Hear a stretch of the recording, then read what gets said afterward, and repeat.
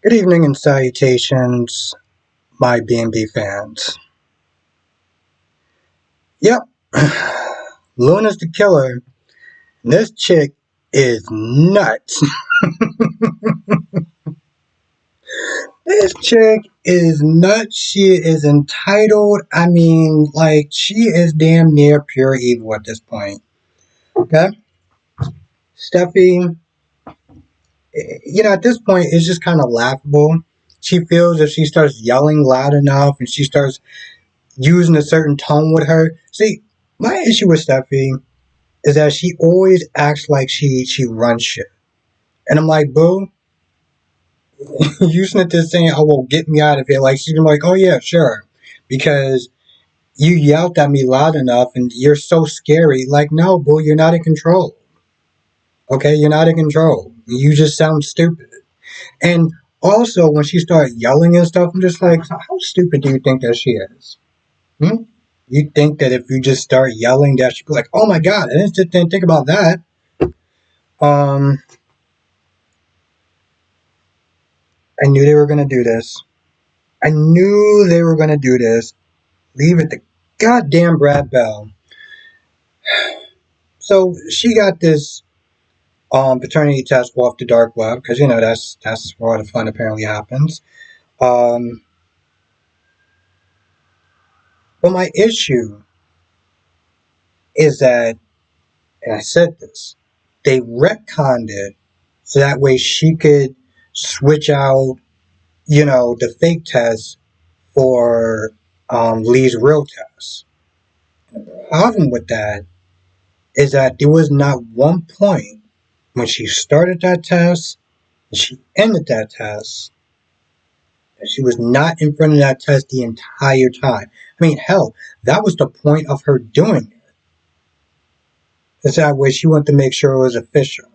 But now they retconned it where it's like she wasn't there at one point, so Luna came in, she was just able to sit there and switch out the test. And I'm like, what? But of course, I'm not really that surprised because I've said this, I think, either yesterday during my live stream or maybe a couple of days before that they were going to do that.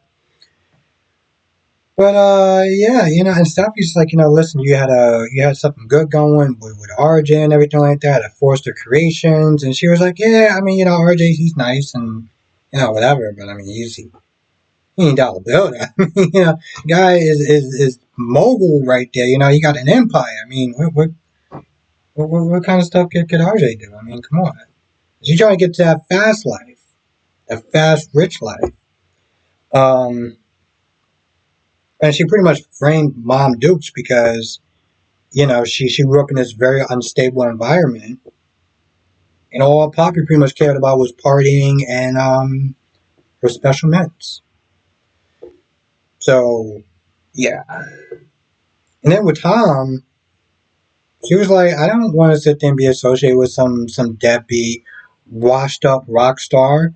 And she pretty much kind of shit on him the entire time. And Hollis, yeah, he just happened to be at the wrong place, wrong time.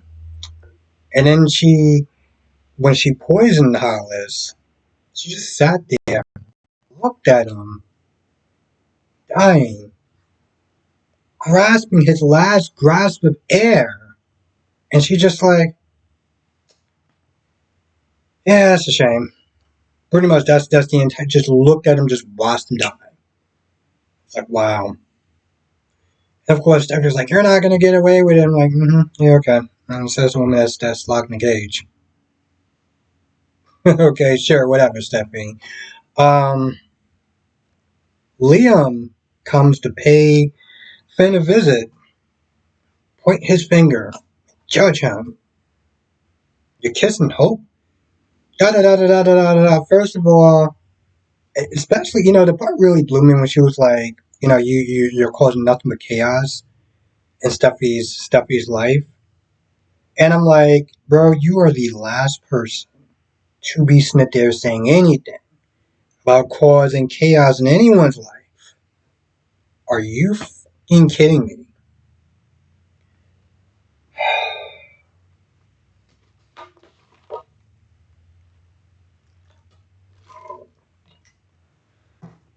I'm not redoing that. Not redoing this video. So, starts with the chastising, and mind you, that while he's doing all this, he's forgetting a key fact that he kissed Finn's wife not once, twice. Yet he's standing there acting like he has the moral high ground on anything. It's just, to me, it's laughable. But it's also just like, bro, just stop. Just stop. But then he starts doing this thing. This is something that I've seen people in the chat do. This is something that I've seen my good buddy DC Soap Sanctuary say. Is that he gave Hope signals. Signals. So, you know, it must be his fault. Because he gave her signals. Now, you know what I find really funny about that whole thing? The roles were reversed. Ruby Smith is saying that it's her fault. A woman goes to a nightclub. She's dressed to the T in the most sexiest outfit possible. The guy does nothing but hit on her, starts trying to kiss her and grope her and everything like that. Do we sit there and say, oh, she asked for it? No, of course we don't. Why? Because she's the goddamn victim. I don't understand how it turned into Finn's fault up until a point where this jackass started blaming himself. See, I didn't have time to do a review on Bold and the Beautiful yesterday. When he sat there, he was like, she's mad at me, rightfully so. I was like, I'm just gonna speak for all the men in the world. We don't claim him. We don't know what that thing is. We ain't associated with that. We not. We don't know who he is. Okay? Because that's the definition. It's a true beta shit. I'm not even gonna sit there and not curse on that one. Because that's exactly what that is. But somehow, a lot of people on the internet is not there saying it's his fault. Which is just laughable. But I know it's going to get to a point because, soap operas has a really bad history of writing for men. They don't write for men well. They really don't. And I get it. Soap opera genre, women's fantasy and everything like that. So I don't expect perfection. But there's a certain level where it almost gets kind of insulting. Where it's just like, so you really just think that's just what we are, right? Just a bunch of clowns and beta men, huh? That's what you really think of the male species. I was gonna try to pull a joke, but I don't have it in me. But yeah, and of course you got Brooke Smith there talking to Hope the idiot, who is still on this whole.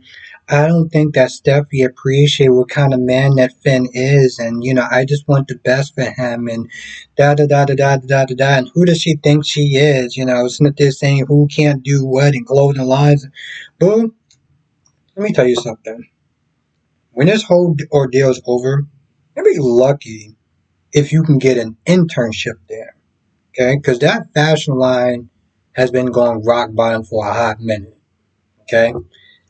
I'm just waiting for that exciting moment like when Billy told Lily that your ass is fired. I can't wait for that.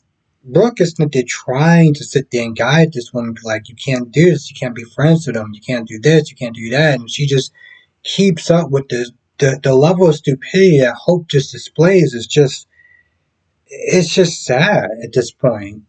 It's like the woman is just like, I don't want to be like you, but I'm going to sit there and give in to my feelings and temptations because apparently I'm an adult that can't sit there and control themselves. So, whatever happens, right? She just has this idea, just fly by the seat of her pants because worked out so well in her life, right?